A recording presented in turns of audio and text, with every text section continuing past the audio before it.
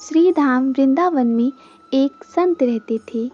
वो हर समय श्री कृष्ण नाम का सुमिरन किया करते थे और कृष्ण नाम लेते लेते उनकी जिह्वा श्री कृष्ण नाम की आदी हो गई थी। वो हर समय अपने आप कृष्ण नाम का सुमिरन किया करते थे।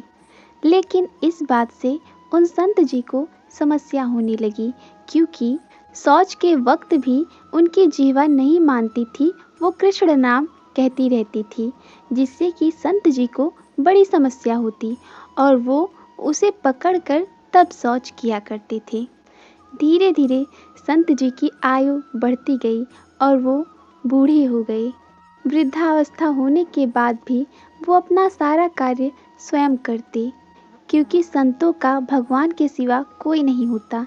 इस वजह से उन्हें अपने सारे कार्य स्वयं करने पड़ते थे। वृद्धावस्था में अनेक परेशानियां आती हैं, उन संत के जीवन में भी आई और वो अब इतने असमर्थ हो गए थे कि उनसे अपने काम किए नहीं जा रहे थे। जब भगवान ने देखा कि हमारे भक्त अब अपने कार्यों को करने में असमर्थ हैं, तो वो एक बालक का भेष बनाकर चले आए संत जी के पास और बोले, बाबा बाबा, क्या मैं आपके साथ रह सकता हूँ? संत जी बोले, रे बालक, तू कौन है? तो प्रभु ने कहा कि मेरा इस संसार में कोई नहीं है, इसीलिए मैं आपके पास आया हूँ। मैंने देखा कि आप अकेले रहते हैं, तो मैंने सोचा कि मेरा भी इस संसार में कोई नहीं है और आपका भी कोई नहीं, तो क्यों ना हम दोनों एक साथ रहें। तो बाबा ने कहा, अच्छा, तेरा नाम क्या है? तो प्रभु बोले, मेरा नाम माधव है। बाबा ने कहा, ठीक है, तू मेरे साथ रह। अब भगवान संत जी के साथ रहने लगे और संत जी के सारे कार्य खुद करने लगे। एक बार संत जी जब शौच करने गए तो वो अपने लोटे का पानी ले जाना भूल गए। उन्होंने आवाज़ लगाई, माधव, ओ माधव, मेरे लोटे का पानी तो लेकर आ।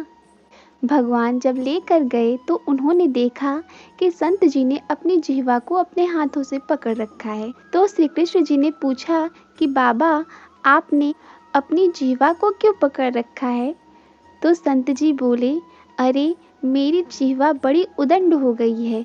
ये अशुद्ध अवस्था में भी हमारे प्रभु का सुमिरन किया करती है, इसीलिए मैं इसको पकड़ कर रखता हूँ, ताकि ये उनका नाम न ले सके। प्रभु श्री कृष्ण जी मुस्कुराए और बोले, बाबा, एक बात पूछूं? तो बाबा ने कहा, हाँ, पूछो। प्रभु श्री कृष्ण जी ने कहा, बाबा, आपने पूरा जीवन भगवान जी का नाम लिया और अब भी हर समय लेते हैं, पर आप शौच के समय अपनी जिह्वा को पकड़ रखते हैं। अगर इसी समय आपकी मृत्यु आ जाए तो आपका तो पूरा किया कराया मिट्टी में मिल जाएगा। संत जी की आंखें खुल गई और उन्होंने सोचा कि इतनी गूढ़ बात कोई बालक तो नहीं कर सकता, और उन्होंने प्रभु का हाथ पकड़ लिया और बोले कि सच सच बताओ, कौन हो तुम? प्रभु मुस्कुराए, बोले, मैंने बताया तो था कि मैं माधव हूँ। संत जी बोले, अब ये छल कपट हमसे नहीं चलेगा, इसलिए सत्य सत्य बताओ। प्रभु जी ने तभी संत जी को अपना साक्षात्कार कराया। प्रभु जी का दर्शन करके संत जी एकदम प्रेम से विह्वल हो उठे। उन्होंने कहा, प्रभु, आपने हमारे लिए कितने कष्ट सहे, यहाँ तक कि हमारे शौच के लिए जल भी लेकर आए। मुझसे बड़ा अधम तो इस संसार में कोई नहीं होगा। यह कहकर वो फूट फूट कर रोने लगे। प्रभु जी ने उनके आंसू पोंछे और कहा कि तुम मेरे परम भक्त हो, इसलिए मैं तुम्हारे पास तुम्हारी सेवा करने के लिए आया। मैं तो भक्तों के पीछे पीछे रहता हूँ। जिस तरह से भक्तों को मैं प्रिय लगता हूँ, उसी तरह से भक्त मुझे प्रिय लगते हैं। जहाँ भी मेरे भक्तों को मेरी आवश्यकता पड़ती है, वहाँ वहाँ मैं अपने भक्तों की सहायता के लिए किसी न किसी रूप में आ जाता हूँ। यह कहकर प्रभु श्री कृष्ण जी अंतर ध्यान हो गए।